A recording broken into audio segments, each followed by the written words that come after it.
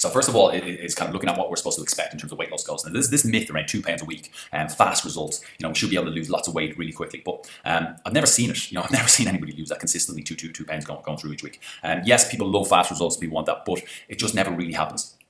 A more realistic thing is to get your body weight and get about 0.5% to 1% body weight a week in weight loss. And that's if you're doing everything right. That's what you should expect. Not this, I expect to do 3 pounds a week and blah, blah, blah. Because if we are losing lots of weight fast, it probably means we're losing muscle and water and we're going down below our metabolic rate and we're going to go into that red area.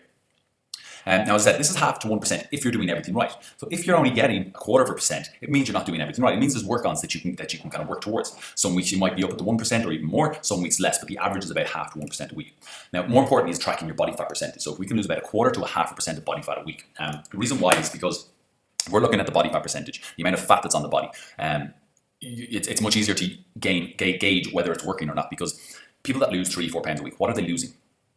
They're losing muscle, they're losing water, they may lose some fat as well. But generally the fast weight loss comes from muscle and water loss, which is unhealthy. Okay, we need water to hydrate ourselves, to feel good, to think, focus, concentration, to move, to help our joints.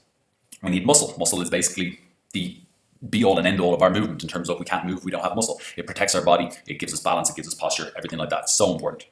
However, what is unhealthy is the fat levels in our body. So we want to make sure we're losing fat, and that's why we focus on the body fat percentage. It's essentially kind of what we call body composition. We've got a body composition analyzer here that checks your muscle mass, checks your fat, checks your water. So we know if what you're doing is working, and we know if it doesn't work, then we need to change things.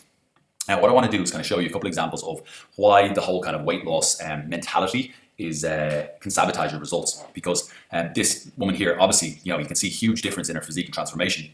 You might think she's lost lots of weight, but she's in fact only lost 5 pounds. She's lost less than half a stone, but it's completely transformed her size and her shape because she lost a lot more fat than 5 pounds of fat, but she gained a decent amount of muscle. And that's essentially the key. If we look here, here's a picture of 5 pounds of fat, here's a picture of 5 pounds of muscle. Muscle is much denser, it takes up less space than the fat. Here's another example of again, loads of examples of these kind of bloggers online kind of posting their journeys. And this person started out at 56 kilos, you can see the fat levels around her stomach, going to here, very minimal fat now, but she's actually gained 14 pounds. She's gained a stone in weight from picture 1 to picture 2. Again, if we don't, if this person wasn't checking with her clothes or checking with her, kind of mirror or anything like that, and her scale weight's going up, she's going to think this isn't working.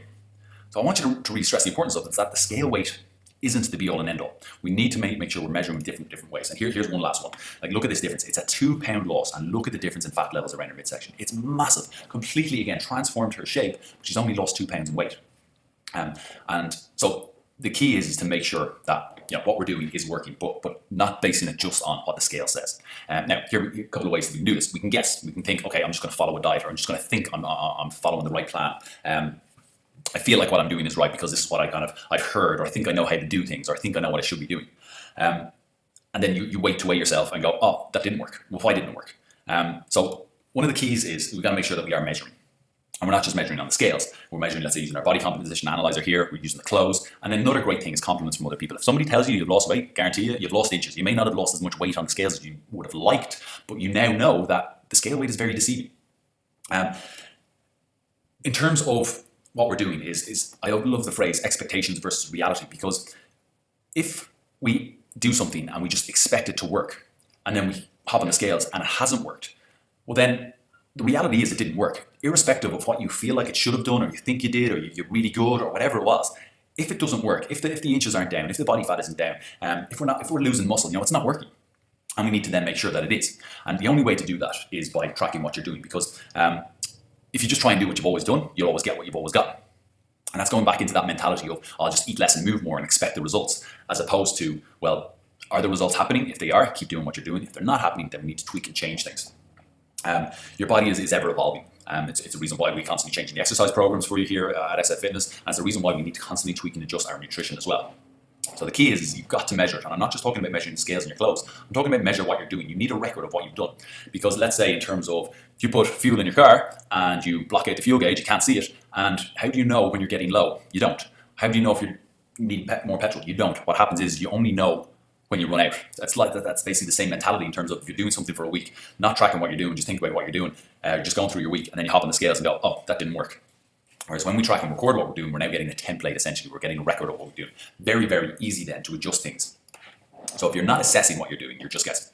And that means you're just going to open yourself up just to random results. Some weeks you may go, oh, yes, I'm a pound down, I'm 2 pounds down. Other weeks you may go, I'm a pound up, 2 pounds up. But it's just random because there's no record of what you've actually done. Where you do have a record of what you've done, you can replicate your results from week to week to week. And there's a couple of different ways of tracking that I'm going to show you in the next videos.